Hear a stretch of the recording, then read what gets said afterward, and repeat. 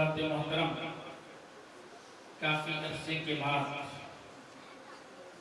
آپ حضرات نے مجھے یاد کیا، میں مشکور ہوں، بالخصوص حافظ معصوم ضیاء سلیمہ کا اور تمام لوگوں کا۔ مسجد کی چھت کی ڈھلائی کے موقع سے میں آیا تھا، اس کے بعد پھر آج ہی میں یہاں آیا ہوں۔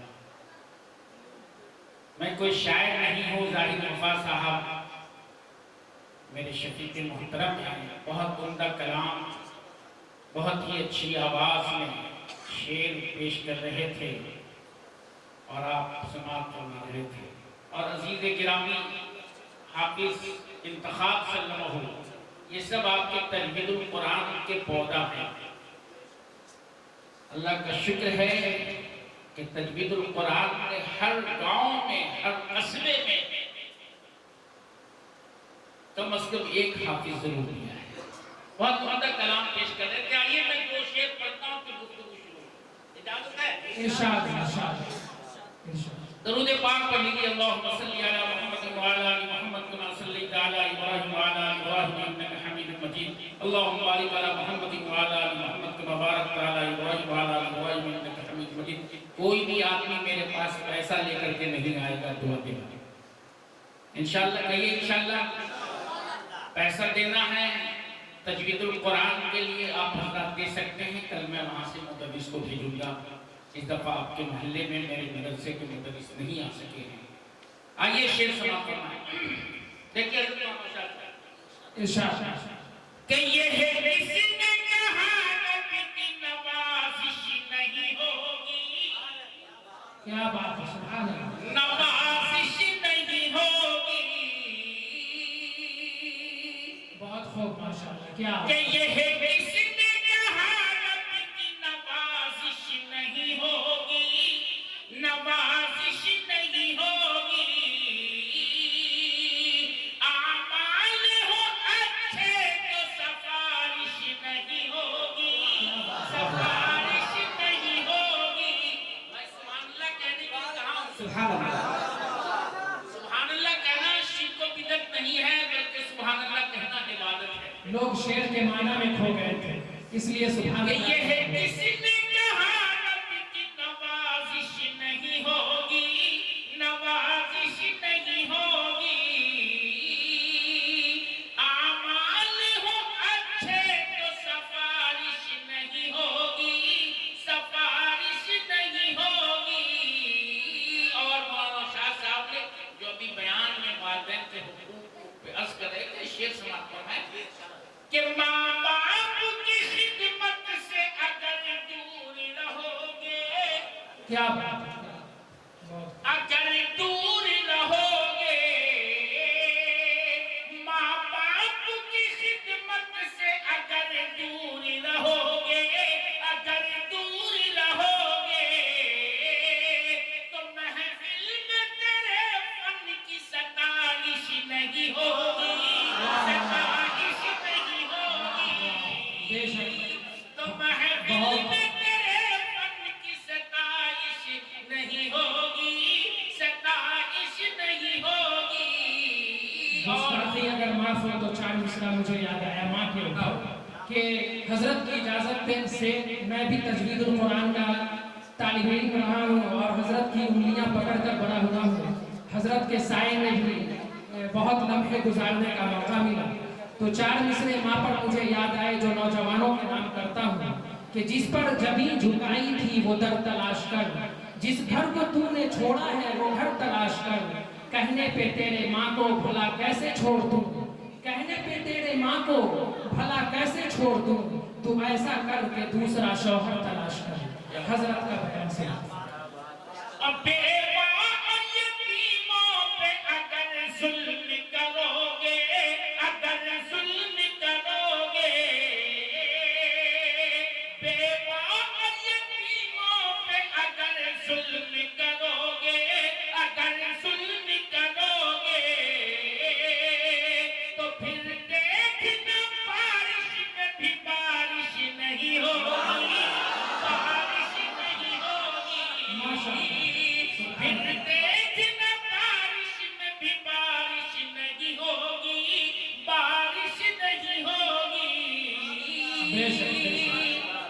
اور ابھی میری طبیعت بہت زیادہ ناساز تھی دسمبر میں، ڈاکٹر نے کہا کہ 24 گھنٹے تک میں کچھ نہیں کر سکتا ہوں، نو بھی ہو سکتا ہے، یس بھی ہو سکتا ہے، یعنی جا بھی سکتے ہیں، رہ بھی سکتے ہیں۔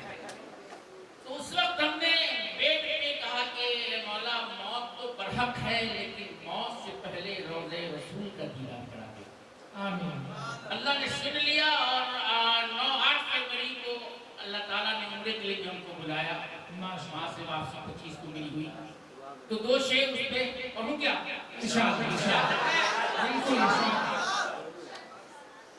کہ نہ کہیں سے دور ہے منزلیں، کیا بات ہے، کیا بات ہے، نہ کہیں سے دور ہے منزلیں، نہ کوئی قریب کی بات ہے، جسے چاہے اس کو نواز دے، جسے چاہے اس کو نواز دے، جسے چاہے اس کو نواز دے، یہ کرے حبیب کی بات ہے، جسے چاہے اس کو نواز دے۔ اور یہ شعر والو تحفے کے طور پر یہ شعر دے رہا ہوں، سماعت فرمانا۔ ارشاد کہ جسے چاہا اپنا بنا لیا، بے شک جسے چاہا اپنا بنا لیا، جسے چاہا اپنا بنا لیا، جسے چاہا کر کے بلا لیا، جسے چاہا اپنا بنا لیا، جسے چاہا کر کے بلا لیا، یہ بڑے کرم کے ہیں فیصلے، یہ بڑے کرم کے ہیں فیصلے، یہ بڑے نصیب کی بات ہے، یہ بڑے کرم کے ہیں فیصلے۔ اور اس سلسلے کا آخری شعر کہ وہ بھٹک کے راہ میں رہ گیا، وہ بھٹک کے راہ میں رہ گیا، وہ بھٹک کے راہ میں رہ گیا، میں مچل کے در سے لپٹ گیا، وہ بھٹک کے راہ میں رہ گیا، میں مچل کے در سے لپٹ گیا، وہ کسی امیر کی شان تھی، وہ کسی امیر کی شان تھی، یہ کسی غریب کی بات ہے، وہ کسی امیر کی شان تھی، یہ کسی غریب کی بات ہے۔ نحمدہ و نصلی علی رسولہ الکریم، اما بعد، اعوذ باللہ من الشیطان الرجیم، بسم اللہ الرحمن الرحیم۔ یاسین والقرآن الحکیم، صدق اللہ العظیم، وبلغنا علی رسولہ النبی الامین الکریم، ونحن علی ذلک لمن الشاہدین والشاکرین، والحمد للہ رب العالمین۔ اسٹیج پر بیٹھے محترم اور مکرم علماء کرام، بزرگان ملت، پیارے میری بھائیوں، عزیز بچوں، پردہ نشین میری پیاری پیاری ماں اور بہنیں،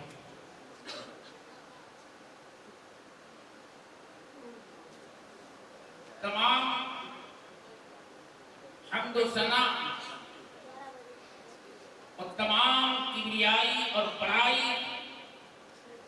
اس اللہ پاک کی ہے، جس کے قبضے قدرت میں ہماری اور آپ کی جان ہے۔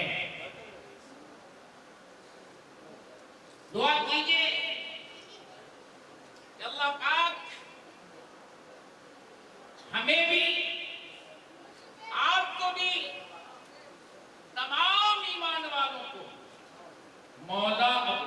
حکموں کے مطابق اور سرکار دو عالم جناب محمد رسول اللہ صلی اللہ علیہ وسلم کے طریقے کے مطابق زندگی گزارنے کی توفیق عطا فرمائے. آمین کہہ دیجیے. پورا مجمع آمین کہے. میرے محترم، آج مبارکباد کے مستحق ہیں گمرو پور کے تمام باشندگان ایمان والے بھائی، بالخصوص نوجوان ساتھی. بڑا اچھا عنوان، بڑی عمدہ فکر پہ آج کا پروگرام رکھا گیا، تحفظ تعلیم. مبارکباد میں پیش کرتا ہوں. اچھی فکریں ہیں، اللہ پاک آپ کی اس فکروں کو قبول فرمائے اور یہاں کے ننھے ننھے بچے اور بچیوں کے اندر اللہ پاک عملی جامہ پہن کر زندگی گزارنے والا بنائے. اللہ تعالیٰ نے 18,000 مخلوق کو پیدا کیا.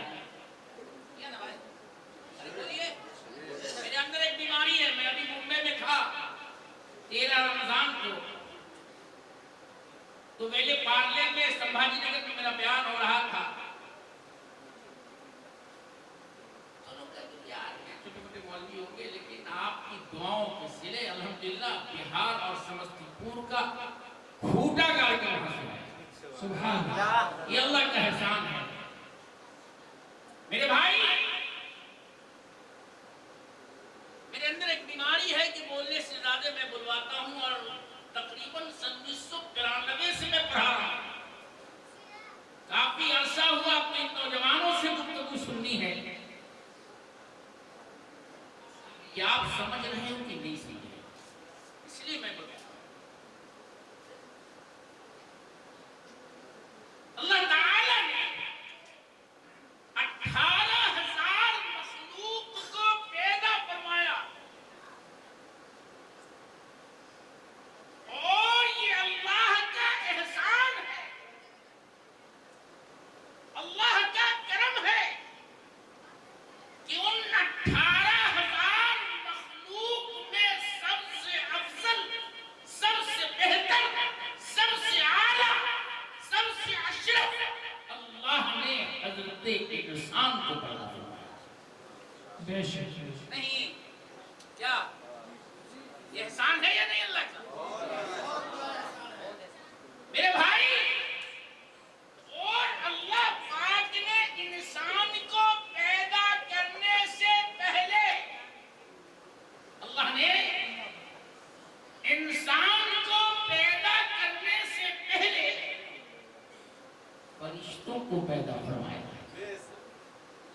فرشتوں کو پیدا فرمایا، اور فرشتوں کو جو پیدا اللہ نے فرمایا، تو اللہ پاک نے فرشتوں کو اپنے نور سے پیدا فرمایا. اس سے فرمایا نور سے. بولیے بھائی، نور سے. اس کے بعد اللہ پاک نے فرشتوں کو پیدا کرنے کے بعد اللہ نے جنات کو پیدا فرمایا. علماء بیٹھے ہیں، ڈر بھی لگ رہا ہے. میں تو کوئی عالم نہیں ہوں، بس ان حضرات کے زندگیوں کو سیدھا کیا ہوں تو کچھ بولنے کا سلیقہ آیا ہے. جنات کا پیدا فرمایا، اور جنات کے پیدائش میں زیادہ معدہ آگ کا ہے. اس چیز کا ہے، اس چیز کا ہے، اس چیز کا ہے، آگ کا ہے. اب تیسرا نمبر انسان کا ہے. انسان کو جو اللہ نے پیدا کیا وہ مٹی سے پیدا کیا. کس چیز سے پیدا کیا؟ ارے بولیے نا، میں تقریر کرنے آج نہیں آیا ہوں. مٹی سے پیدا کیا، جو کہ اس دنیا میں مٹی کی کوئی حیثیت نہیں. مٹی کی کوئی حیثیت نہیں. مٹی سے اس مولا کل نے پیدا فرمایا.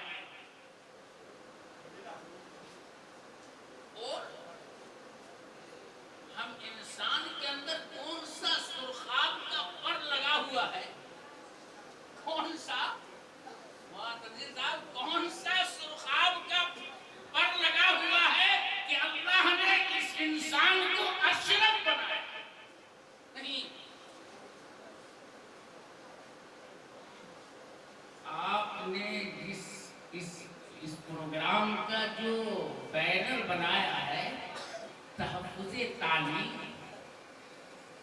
اللہ کے رسول جناب محمد رسول اللہ صلی اللہ علیہ وسلم کی شریعت میں سب سے پہلا مقام علم۔ تعلیم کی نسبت پر اللہ پاک نے اپنے محبوب کی امتی کو افضل بنایا، اعلیٰ بنایا، اشرف بنایا، اس کا مقام بے شک۔ ابھی آپ سن رہے تھے حضرت مولانا اسامہ قاسمی سے،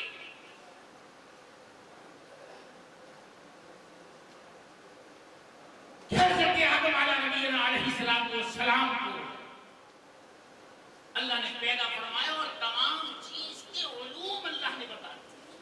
نہیں بیان کرے میرے بھائی، جب اللہ پاک نے حضرت انسان کو پیدا فرمانا تھا تو فرشتوں کو جمع کیا، اور فرشتوں کو جمع کرنے کے بعد اللہ نے کہا کہ میں اس دھرتی پہ ایک اور مخلوق پیدا کرنا چاہتا ہوں۔ اب فرشتوں نے کہا کہ اللہ، میں تو تیری عبادت کر رہا ہوں، میں تو تیری اطاعت کر رہا ہوں، اب کسی مخلوق کی ضرورت کیا ہے؟ اب کسی مخلوق کی ضرورت کیا ہے؟ اللہ تعالیٰ نے کہا کہ تجھ سے بہتر میں جانتا ہوں، تجھ سے بہتر میں جانتا ہوں۔ میں اس زمین پہ اپنا ایک خلیفہ بنانا چاہتا ہوں، اپنا ایک نائب بنانا چاہتا ہوں، تاکہ دنیا کے نظام کو لے کے جا سکوں۔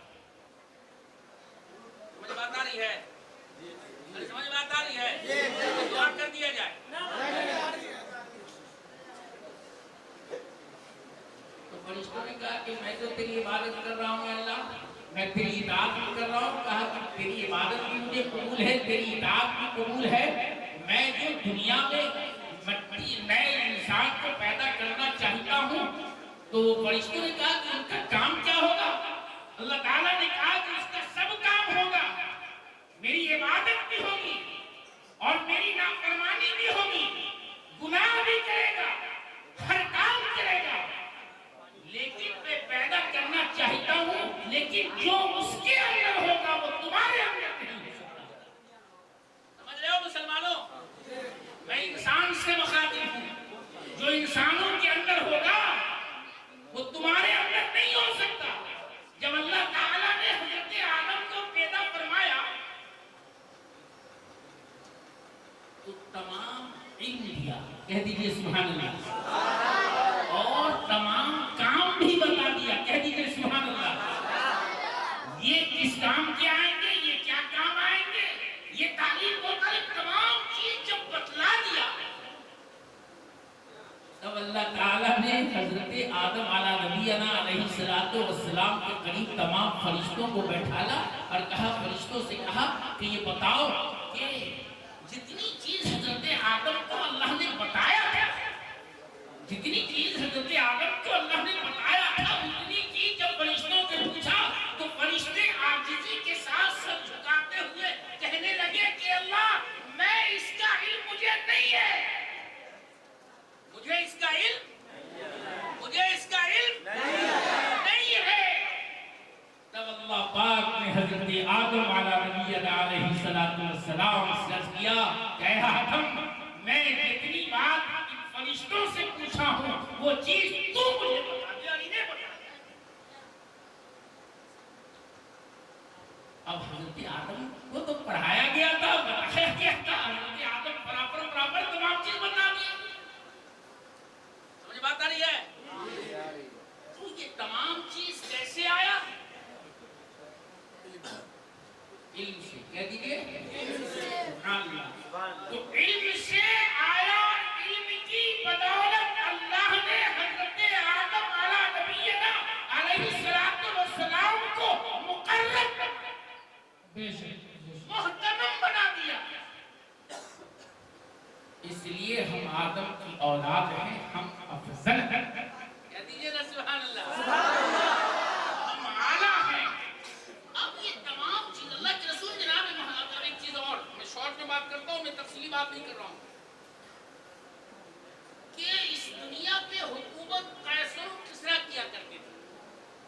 ان کی حکومت تھی، لیکن عرب کا کچھ حصہ ایسا تھا جس میں نہ قیصر کی حکومت تھی نہ کسریٰ کی حکومت تھی۔ اللہ پاک نے اپنے محبوب کو وہاں مبعوث فرمایا۔ کہہ دیجیے سبحان اللہ۔ اتنی برائی اس جگہ پہ تھی، جتنی برائی کفریت ہونے کے باوجود قیصر کسریٰ کے یہاں نہیں تھا، لیکن جب اللہ کے رسول کو مبعوث اللہ پاک نے وہاں فرمایا، اللہ کے رسول جا کے ڈائریکٹ نہیں کہتے ہیں سنو چوری نہ کرو، زنا نہ کرو، نہیں برائی نہ کرو، اگر اللہ کے رسول اس طرح کا پیغام دیتے کہ چوری نہ کرو، زنا نہ کرو، برائی نہ کرو، تو شاید یہ چیز نہیں آتی جو چیز چاہا جا رہا تھا، بلکہ اللہ کے رسول جناب محمد رسول اللہ صلی اللہ علیہ وسلم نے ان لوگوں کے بیچ اقرا بسم ربک الذی خلق کا پیغام،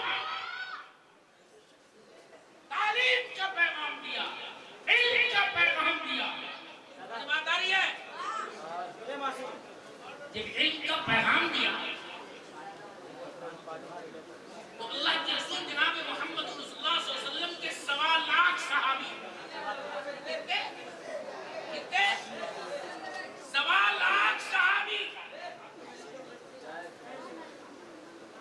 ایسا نہیں کہ وہ صحابی پہلے سے تھے، علم ان کے اندر پہلے سے تھی، جب اللہ کے رسول نے پیغام دیا، جب علم آئی تو کوئی مسجد میں بیٹھ کر تعلیم دے رہا ہے، کوئی فتوے دے رہا ہے، اور کوئی طبیب بن رہا ہے، کوئی سیاست کے میدان میں گورنر ہے، لیڈر بنا دیا اللہ کے رسول نے، کسی کو تجارت کے میدان میں مہارت تھا تو تجارتی بنا دیا۔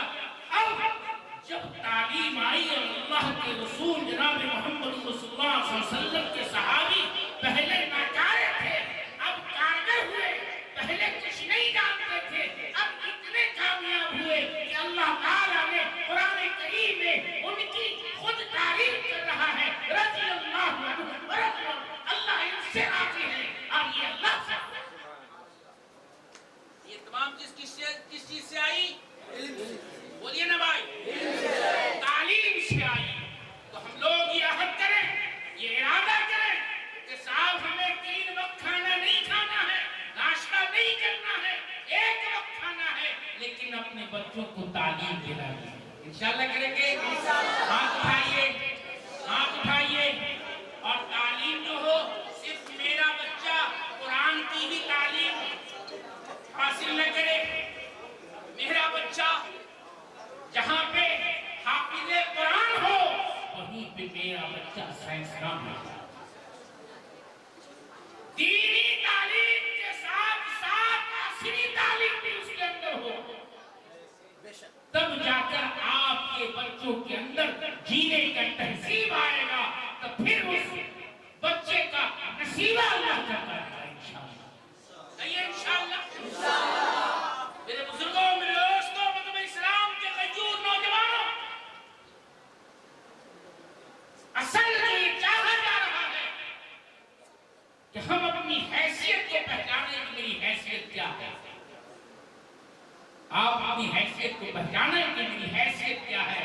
آپ کی حیثیت وہ ہے کہ آپ اس نبی کے غلام ہیں، آپ اس نبی کی امتی ہیں، جس نبی کی امتی میں آنے کے لیے اور پیغمبر دعا کیا کرتے تھے کہ اللہ کو مجھے نبی بنا کر نہ بھیج، کم از کم تو اپنے محبوب کی امتی میں پیدا ہونا۔ تو ہمیں وہ گارجین، وہ گھر کا ذمہ دار کامیاب ہے جو باپ، جو والدین اپنے بچوں کی تعلیم پہ اپنے کمائی کا 75% پیسہ خرچ کرتا ہے۔ وہ گارجین کامیاب نہیں ہے، وہ والدین کامیاب نہیں ہے جو اپنے کمائی کا 75% بلڈنگ بنانے میں لگا رہے ہیں، مکان زمین خریدنے میں لگا رہے ہیں، وہ کامیاب نہیں ہے میرے بھائی۔ اس لیے آج یہ عہد کریں کہ ہمیں اپنے بچوں کو علم سے آراستہ کرنا ہے، انشاءاللہ کریں گے۔